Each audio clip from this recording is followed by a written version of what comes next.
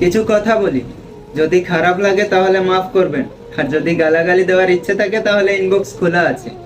একটা প্রশ্ন, যে বাংলাদেশ আদৌ কি 95% মুসলমানের দেশ?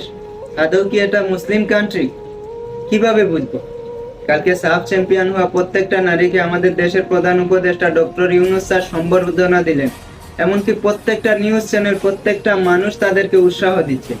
অথচ কালকেই বাংলাদেশে বিশ্বের সেরা হাফিজ তুরস্ক থেকে এরদোগানের হাত থেকে পুরস্কার নিয়ে আসলেন হাফিজ মুয়াইজ। ওনাকে সম্বর্ধনা দেওয়ার জন্য ওই কিছু হুজুর আর একজন অভিনেতা মিশা সওদাগর স্যার সম্বর্ধনা দিলেন, একটা পোস্ট করলেন। এছাড়া আর কেউ কোনো কথাই বলছে না। হ্যাঁ, আমি মেয়েদেরকে সম্মান করি, তারা আমাদের দেশের সম্মান আরো বাড়িয়ে দিল। ঠিক একইভাবে কোরআনের হাফিজেরা বিশ্বের দরবারে আমাদের দেশটাকে প্রমোট করছে। এই মেয়েগুলাকে যেইভাবে সম্বর্ধনা দেওয়া হলো, আমার মনে হয় প্রত্যেকটা বিশ্বের সেরা কোরআনে হাফিজকে এইভাবে সম্বর্ধনা দেওয়া